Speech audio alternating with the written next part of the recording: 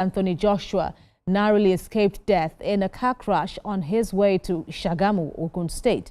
The accident, which occurred on the Lagos-Ibadan Expressway, killed two of Joshua's friends, Nigerian-British citizen Lateef Ayodele and his compatriot Gani Shina. The two male foreign nationals and associates of Joshua died on the spot, while Joshua was injured. Eyewitnesses and the Federal Road Safety Corps identified tire burst and overspeeding as immediate causes of the auto crash involving the boxing champion. Sat down here at the other side. We were sitting down to waiting for one of our colleagues. We just saw the car. We just heard the voice, boom. Our expectation was that maybe all these truck, maybe their tire has been burst again. So, in fact, unfortunately, it was a car that ran under a truck that parked. As I come out, I see white men in the floor. We reach there. So we look at us, we want to rescue them. One person they talk say one white man still there inside the motor. One white man still there inside that motor. As everybody go look, say more they rescue that person. It's in Anthony Joshua. Everybody just shout Anthony Joshua, Anthony Joshua, Anthony Joshua, Anthony Joshua. So immediately before everybody gathered and say they want come out inside that motor, road safety don't reach our side.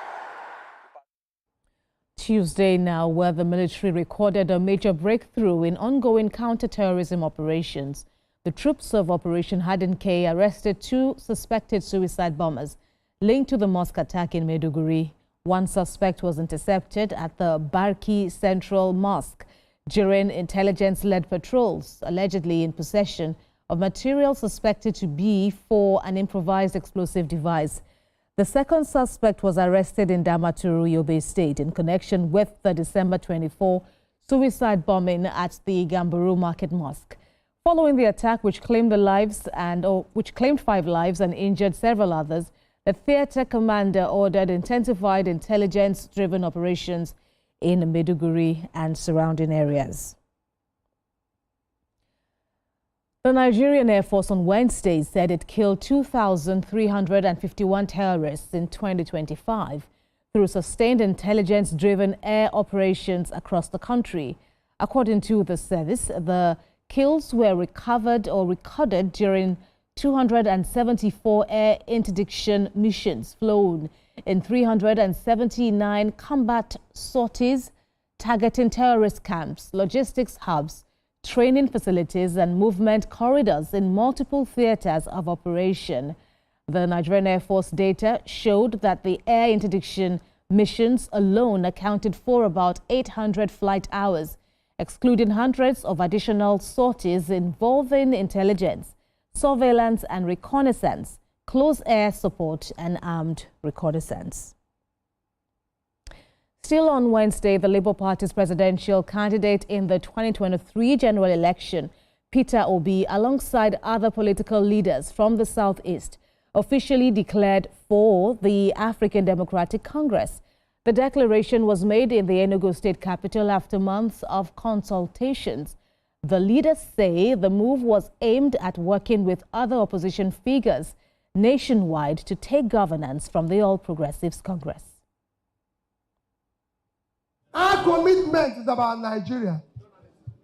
In all my thought and everything, we are committed to a better Nigeria, and we found all the studies that we have followed religiously, and I'm going to mention a few.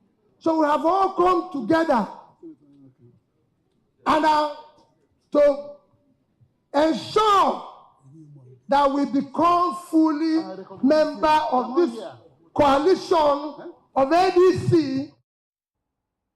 Flashback now to Thursday, New Year's Day, January the 1st, when President Bola Tinubu assured Nigerians that the tax reforms were designed to build a fair, competitive and robust fiscal foundation for Nigeria.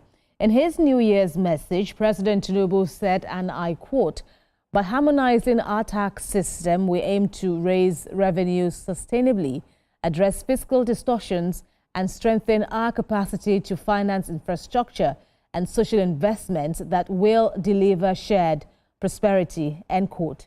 And on security, President Tinubu said, I quote, our security and intelligence agency will deepen cooperation with regional and global partners to eliminate all threats to national security. Friday now, the Federal High Court in Abuja adjourned hearing on the bail applications filed by former Attorney General of the Federation, Abubakar Malami SAN, and 2 other defendants to January the 7th. Attorney General of the Federation, Abubakar Malami, alongside Bashir Asabe and Abdulaziz Abubakar Malami, resumed on Friday, January 2nd, 2026, before Justice Emeka Nwite of the Federal High Court in Abuja. When the matter was called, the defense counsel, led by David Joseph Daudu, told the court that the defendants had just been served with several counter-affidavits filed by the prosecution, each running into about 30 paragraphs. The defense requested time to study the document and responded appropriately. The prosecution counsel, led by E.E. Iheanacho, confirmed service of the processes, but also asked for time to examine further affidavit filed by the defense, noting that his team had equally been served shortly before the hearing. The request, however, was opposed by the defense, which accused the prosecution of deliberate delay and urged the court to proceed with the bail hearing, describing the situation as unfair to the defendants. In response, the prosecution denied any attempt to unlawfully detain the defendants, insisting that the issues raised, particularly allegations of witness interference, were serious and required careful judicial considerations. The defense urged the court to grant bail on liberal terms, arguing that the defendants had previously enjoyed administrative bail, posed no flight risk, and had surrendered their international passport to the EFCC. But the prosecution opposed the applications, relying on provisions of the Administration of Criminal Justice Act and Supreme Court decisions, arguing that alleged interference with witness undermines the integrity of a fair trial and justifies continued custody. The prosecution further maintained that administrative bail granted during investigation do not bind the court once formal charges have been filed. And finally, on Flashback this week, Governor of Plateau State, Caleb Mutfwang, on Friday officially joined the All Progressives Congress.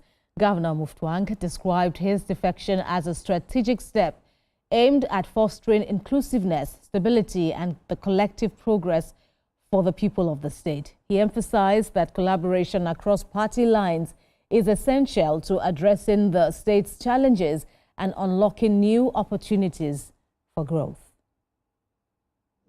We accord to you all the privileges as enshrined in the APC Constitution. Your card number is APC 31110100001. It's my privilege, sir, to accord you these cards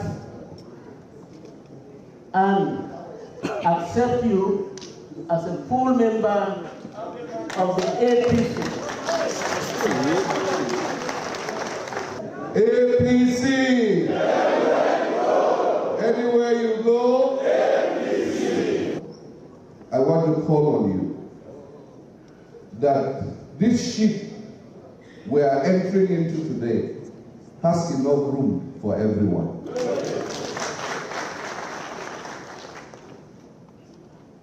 Just like you have accorded me all the privileges of a member of the APC, I want you to know that I will provide the leadership that gives everybody the space to express it. And my desire is to make sure that where conversations are being held about national development, that Plateau is well represented.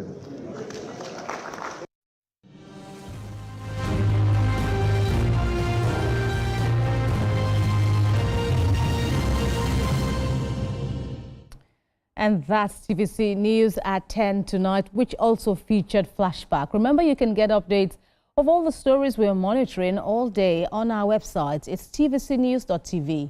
You can also follow us on all our social media handles, Facebook, Instagram, and on X at TVC News NG. We've also got updates for you on WhatsApp and Telegram at TVC News Nigeria. And we're live on YouTube at TVC News Nigeria.